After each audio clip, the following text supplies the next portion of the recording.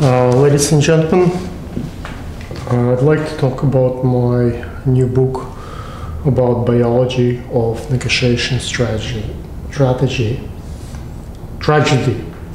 There are a few questions that I will cover in this book. Some answers that you will be able to find are following. How to scientifically measure success of negotiations. What actually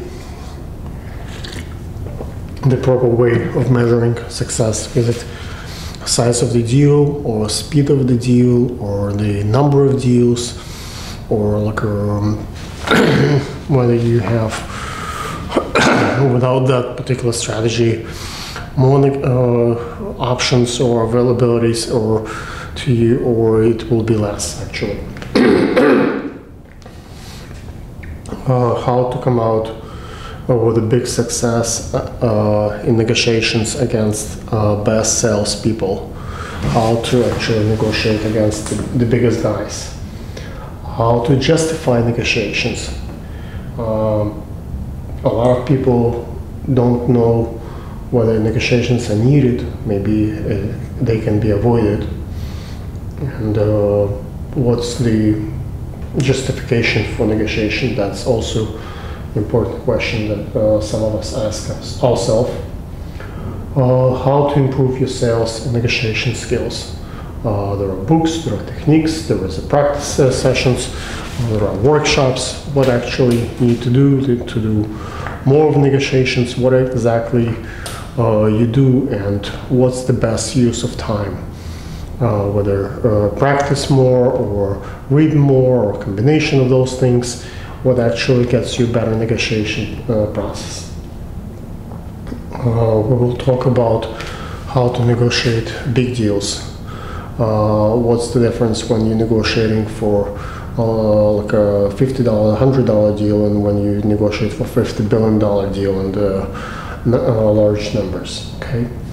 How to make your first 100,000 on a sales job. What do you need to do in order to run those numbers consistently? How to negotiate better than the best salespeople. A lot of salespeople negotiate deals.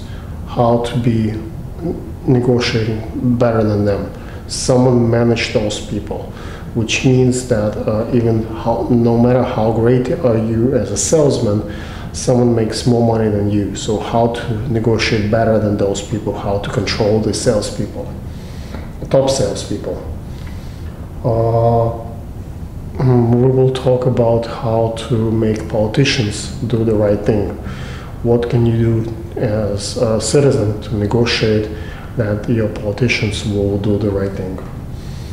And the weaknesses of the best salespeople, what can be analyzed. Everybody have a weakness, including even best salespeople. What are their weaknesses and how that could be considered when you're negotiating with the really best salespeople. Trump thinks that he is the best at sales process. How do you negotiate with someone like Trump, for example? Negotiations with difficult people, difficult to negotiate. What would be possible to do to negotiate with those guys? We continue to talk about the fundamentals of the biology of negotiation strategy. Fundamentals of the negotiations are when people talk about frames, how to build a frame, what are strategies can you have, what kind of planning do you do in your negotiations. Usually the first thing that people talk about is best alternatives to negotiation agreement, called BATLA. What to do not to negotiate, okay?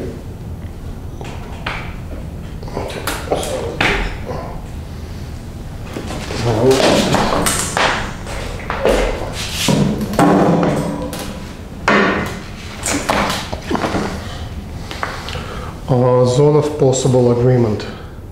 What is the zone at which point we can negotiate the deal. The best, the worst, at which point every person needs to know the space where you can make deals. What are the communications and perceptions? There are plenty of perceptions, and there are different ways to communicate between parties. So we will consider those aspects. Cognitive biases and encoding. There is a lot of perception. Let's say someone holds the hands like this, or someone smells differently. There are ways how we perceive those signs and how we encode those signs. So let's say someone smells really nicely, how that translates in a better negotiation, or how to encode whether the person dressed properly or the person is giving you proper signs, how to encode those signals. Interest of the parties could be different. Goals of the parties could be different. Agenda of different parties could be different. A lawyer negotiating for the client might not necessarily have exact same agenda as the client has. He might just have to look good, or get references, or consider other, just the longer the process goes, the more he get paid or she get paid. So there are other parts of consideration in the equation. So you need to know parties involved in the discussion. We will talk about wants and needs of the negotiation parties. Who wants something and who needs something, it might be different. You might want particular perks of the deal, but you really need actually the deal itself. So those need to be considered specifically. Leverage, power, and persuasion. In negotiation, obviously, there are parts of leverage that can make you do things or not do things. Who has the power and who can persuade the other party to consider their own view. It's not necessarily coercion when you do it against the will, but it's also could be when the other party can view the solution through your eyes and step away from their position and look at what would be the best solution rather than just their point of view.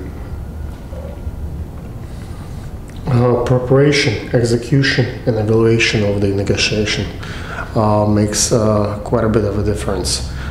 People prepare for negotiation when they write their notes and plan what they can do and what they can say and how they will do the negotiation, when and what time, and all those things. People execute negotiation differently. Someone do it in a long perception, someone does it really fast. There are different ways to execute negotiations. And obviously the evaluation, how do you evaluate the negotiation? Is it because how you feel about it, or how much money you make out of it, or what do you learn about the other party? There are different ways to evaluate the negotiations. Audience, bystanders and constituents.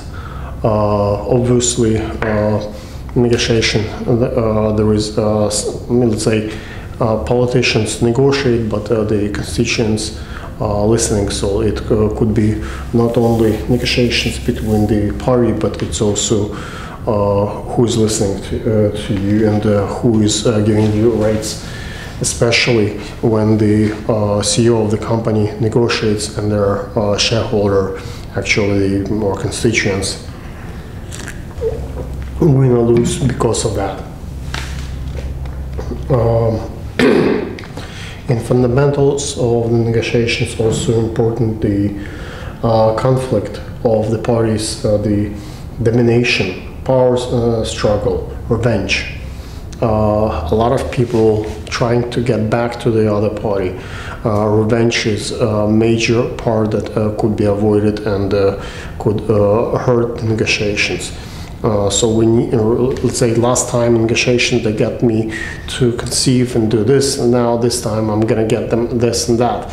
So by looking at negotiation in the perspective of those terms of events, you might lose what the best thing would be for your party at the moment, rather than trying to get back to the other party for humiliation or for the bad deals that you did last time.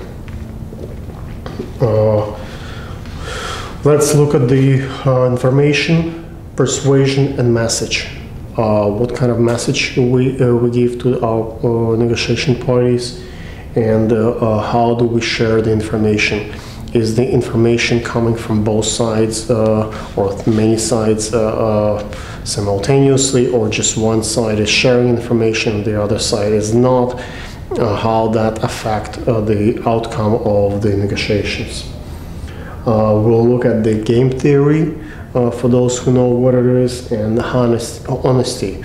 I think it's really important when people talk about their poker face and talk about how honorable and what's the question of honor and honesty during negotiation to consider.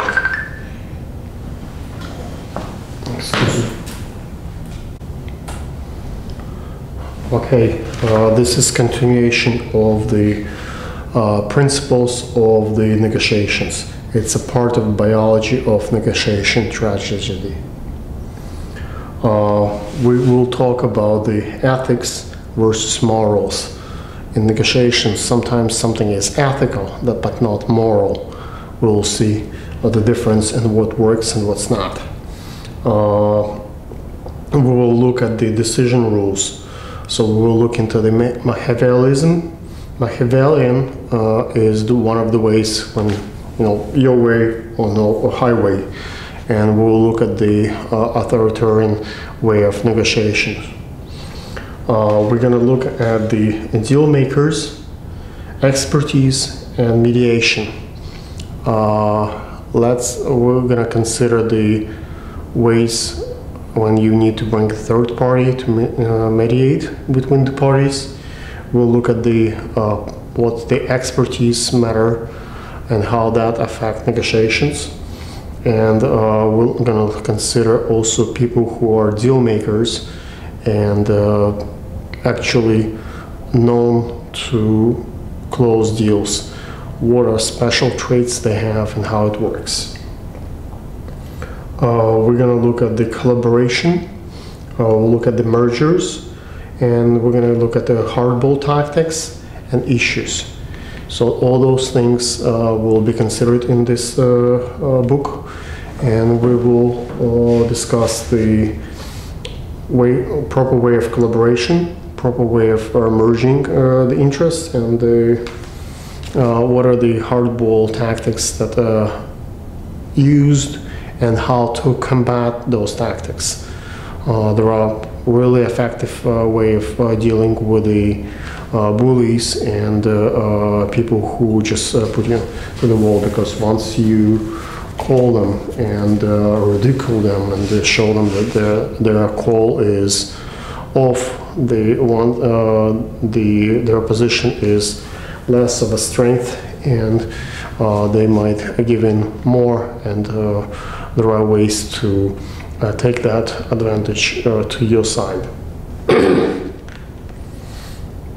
We're going to look at the halo effect, stereotypes, and selective perception. We're going to look, halo effect is basically the fact if I look Jewish, and I have Pacer, and I have all the Jewish clothes, and I go on the 47th Street, where the Diamond District, and there are a lot of Jewish Hasidic folks, and people will think I'm Jewish. But what if I'm just Semitic Arabic guy who wants to just came from Middle East and wants to blow things up and just looks the same and dress up and does the makeup looking as a Hasidic guy. So just by looking at someone from outside, it doesn't mean that that person is actually does what he look like. So we're going to look at other parts of how they actually what matters rather than what's outside been shown.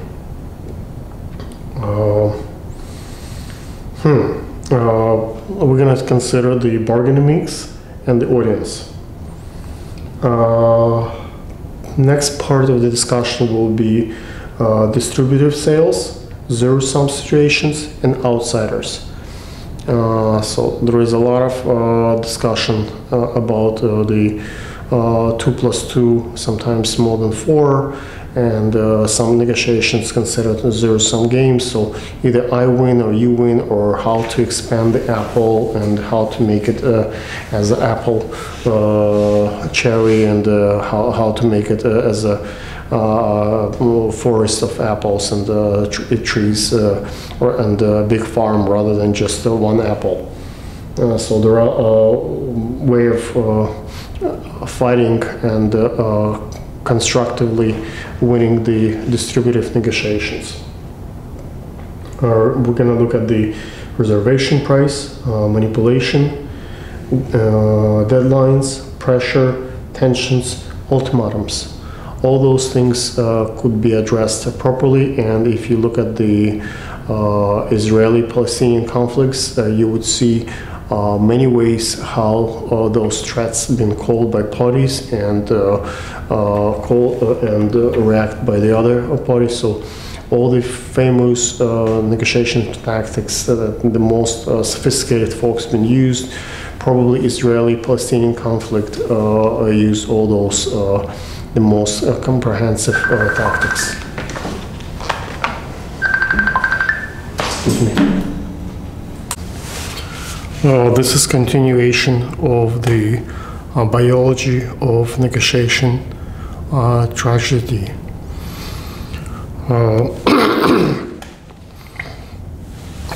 Right now we're going to talk about the reservation of the price, price manipulation, deadlines, pressure, tensions, and ultimatums.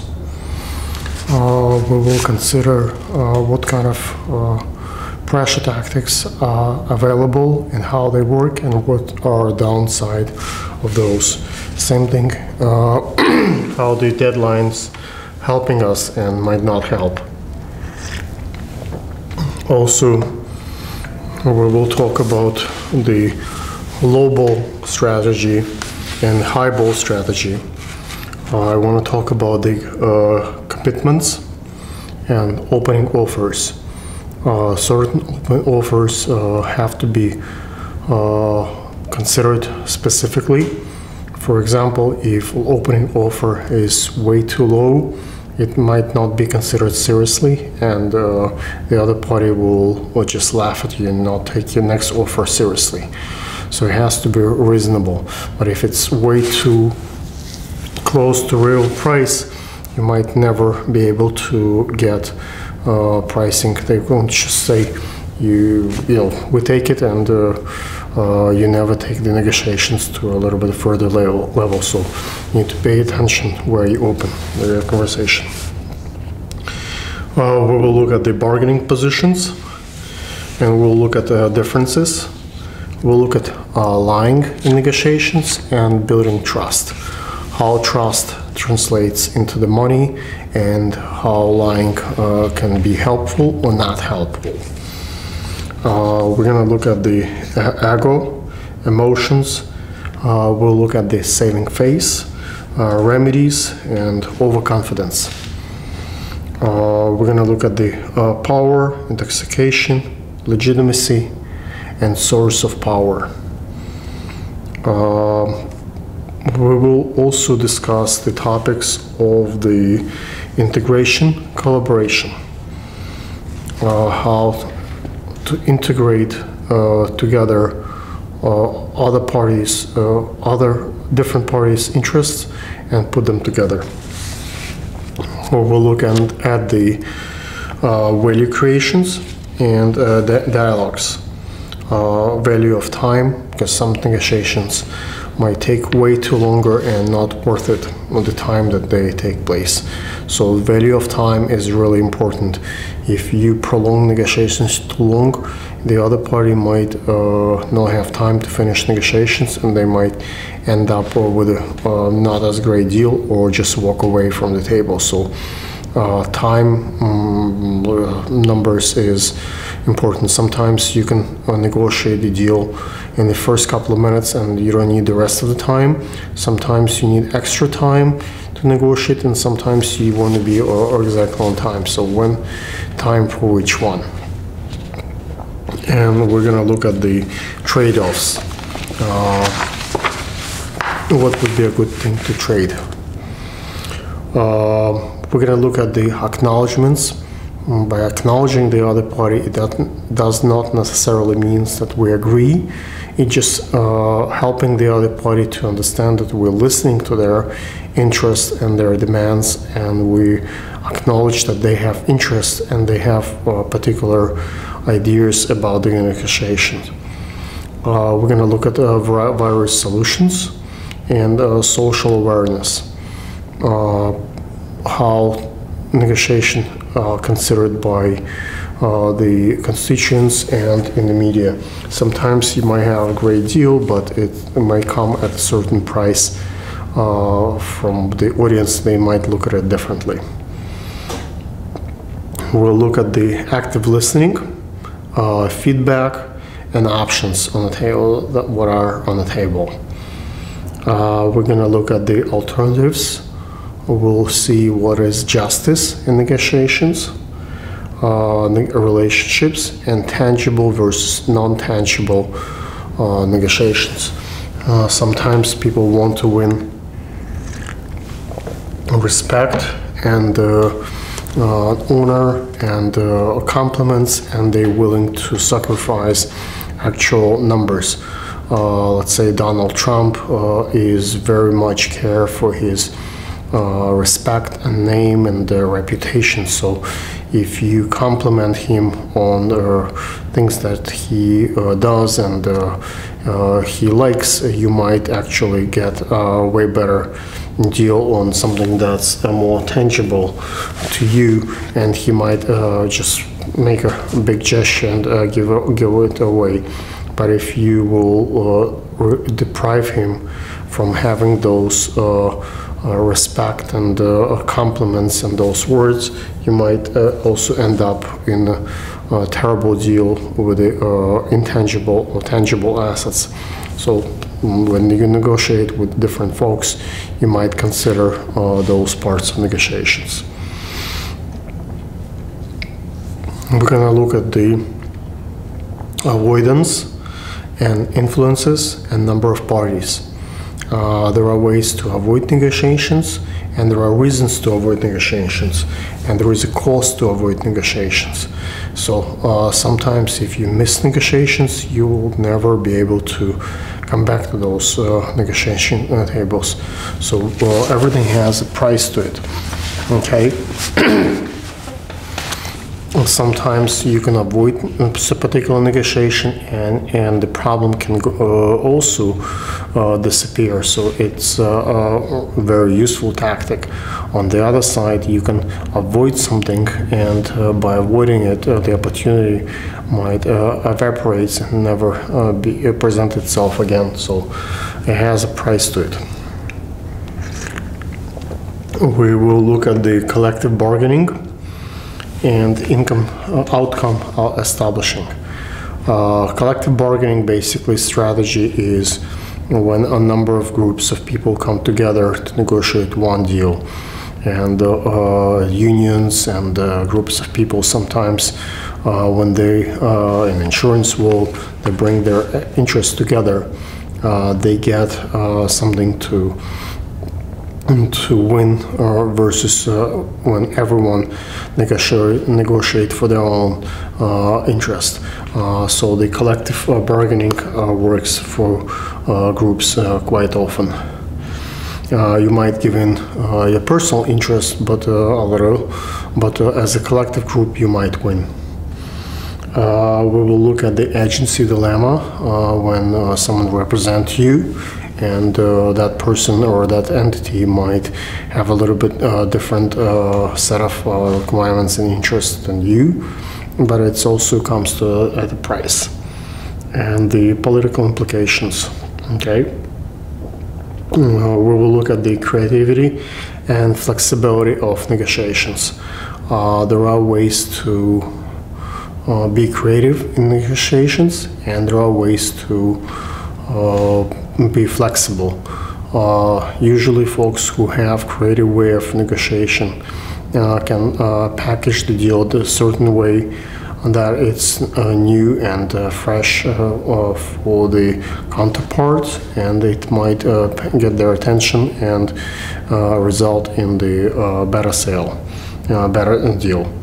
And flexibility also helps to see on the spot what's really important for the other party and what's really important for you, and you can exchange those interests, and sometimes it can be satisfactory to both sides. For in the the orange dilemma, if both parties wants to have an orange, and if it's a 50%, 100% zero-sum deal, only if you take orange half and half, each party gets half of the deal and not satisfied. But if you talk to two parties and find out that one party needs a juice and the other party needs a shell to make a cake, both parties can exchange their interests, and one party can have all the juice and the other party can have all the shell. And that way, even if it's just one orange, both parties can have 100% of what they want. But it's only possible if they talk to each other. If they don't, each party will end up with a half of the deal or a bigger or smaller piece, but they would not be able to get 100% of what they want. Okay? We're going to look at the applications of various strategies and negotiation tactics. We will look at the cultural variations and different negotiation schools. Harvard, Yale, there are different schools and thoughts of how to negotiate a bargain. And we will look at the science and research behind those negotiations and what's new in the negotiation strategies nowadays in the research world. We're going to look at the international negotiations, and we'll look at the Eastern European approach of negotiations, which is quite popular in Eastern Europe, of course.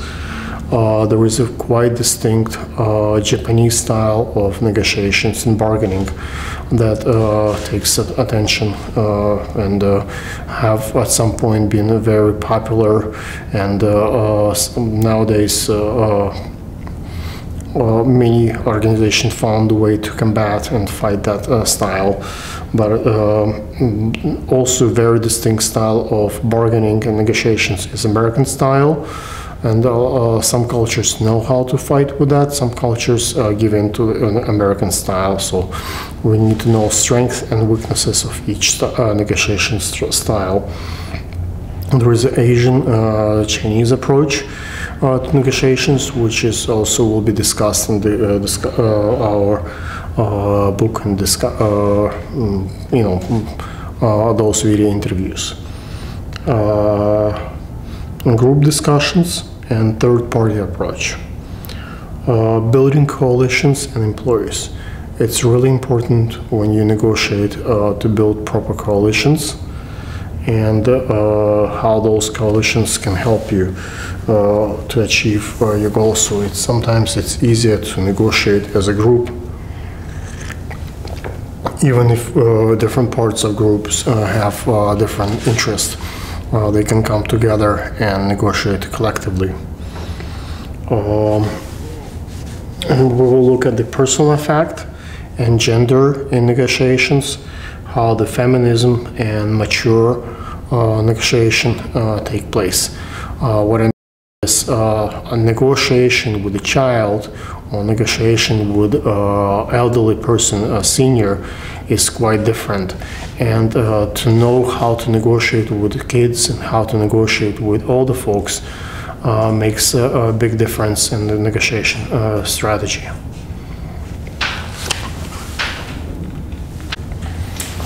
Okay, so let's look at some of the negotiation tactics. Asians, when they negotiate, they try to avoid direct confrontation. Would say yes to the face and avoid permanent answers. They try to find excuse or without explanation look for the better deal. Somebody from who would better understand their culture, so that's very important dealing with Asian culture.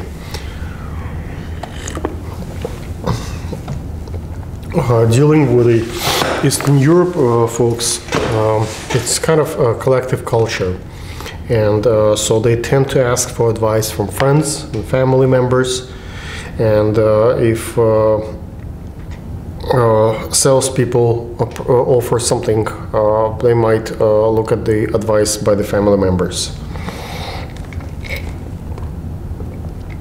They would not trust their own personal judgment, so the collective culture is something that will make their decision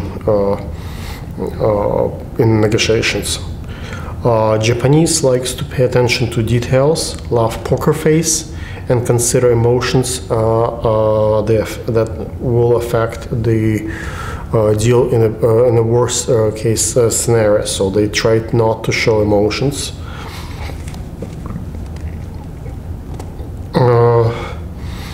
And they like to have collective decision, and nobody wants to take personal decision in making in the process for making decisions. Canadians are very pleasant and pleased and smile and test partners for little favors. Try to consider the other sides, the feelings of the other side very carefully, looking for a pleasant relationship, and after negotiations, and very much in collaborative style. Brazilians are quite abrupt. Tend to be late, not on time, show up in different time slots, so they want to show who is the boss. And substantial effort is emphasis on the power, and personal friendship means a lot. When you negotiate with the children, try to pay attention to things that are immediate, bright, loud, very little consideration for other feelings. They care about themselves, that's the kids. When you negotiate with a child, try to use power and respect as more experienced person. Sometimes it works with the teenagers. Draw examples, visual examples. Bring emotions in negotiations. Tend to ask for more help from adults, and in case they cannot get the deal on their own. So kids might ask for their mother and parent, someone to help them to make a decision or win the deal if they cannot get it on their own. Adults, pay attention to who has more power in the negotiation process. Look to take over the power of the opponent. And to be successful, you need to have power and show respect for the power that they have. Watch for their personal space. Dealing with seniors, negotiating with seniors is interesting process. You need to take the time. They like to not to be rushed. They look for long-term results. They pay substantial attention to the trust. And to successful negotiation with seniors, you need to build trust and listen to real buying signals. Take your time, be patient.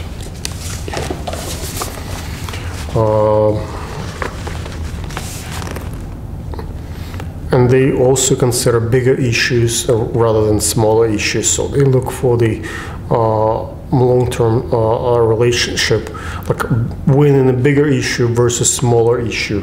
That's also something that seniors would pay attention. Appeal to nobility. Many people feel it's necessary to appeal to nobility and to high ground. You bring it to the negotiation, the question of honor and nobility. They might forget past disagreements to desire future collaboration. It feels good. It's a powerful, very powerful appeal.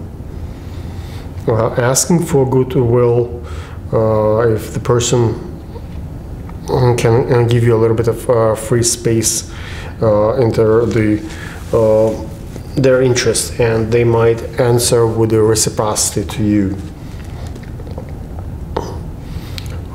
Perceive the other side as kind, and they will answer in kind to you, and even if they are evil. So if you start with other side assuming that they are evil, they might respond in kind. But if you kind of, even if folks who are quite on the wrong side of the law or on the wrong side of the position would be treated as respected and kind, they might actually like that treatment and appear that way in the future. One of the most powerful tools in negotiations is to appear to the best in the other party. That way, even if other party has some other terrible traits to them, they might not want to show those traits, and they want to. Everybody wants to feel good and appear good. So that's a very powerful tool in negotiation process.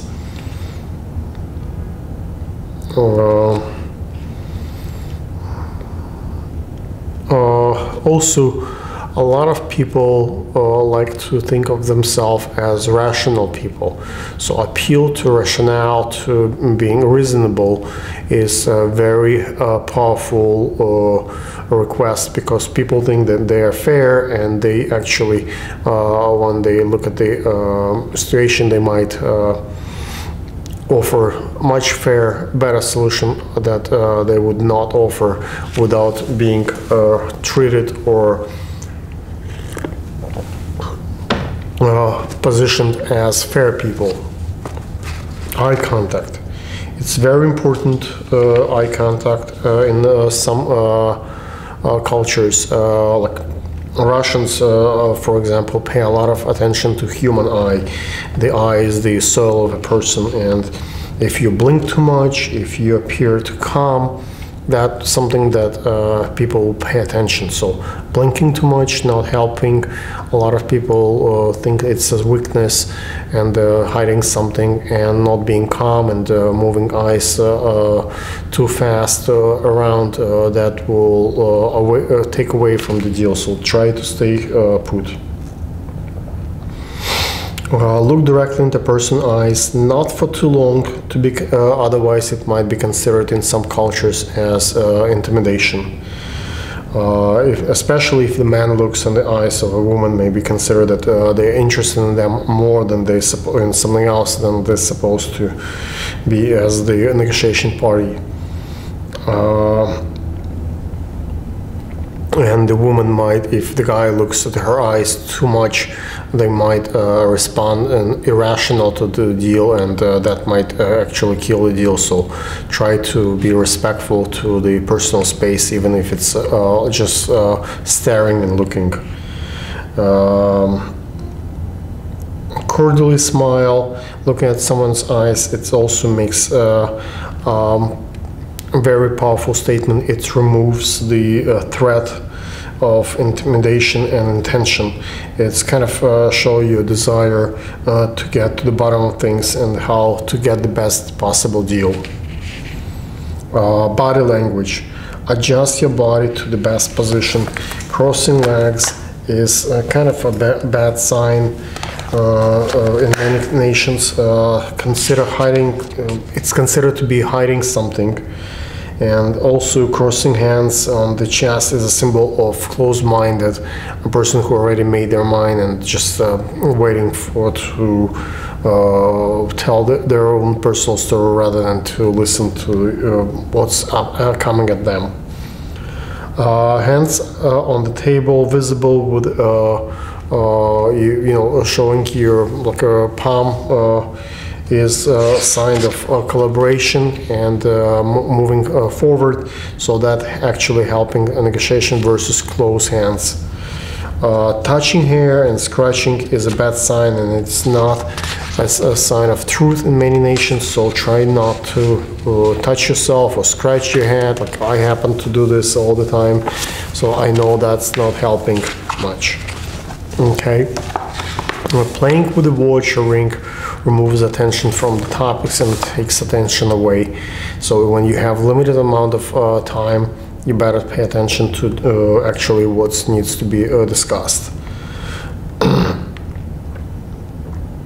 Although some presentations are lengthy, another party is disoriented, it's helpful to flash the bright object or like a watch or ring to bring attention to the discussion. What I mean by this, if presentation is boring and it's consistent same material over and over and people get bored, flashy object like watch, like a ring, something that can actually concentrate their eyes and that can bring the person back to the conversation, and you can knock on the table with your hand to bring attention to a particular part of the contract or deal there.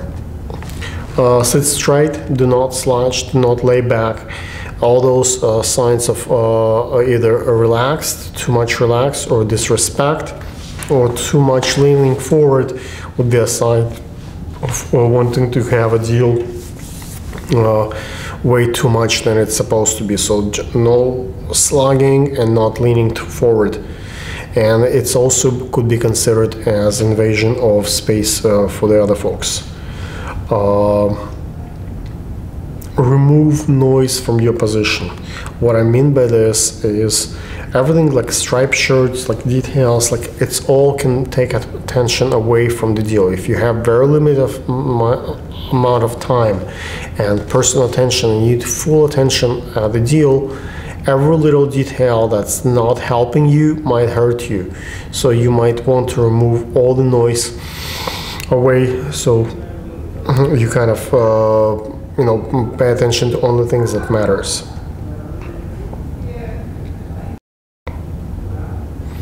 White shirt probably is the best. It's signs of paying attention, and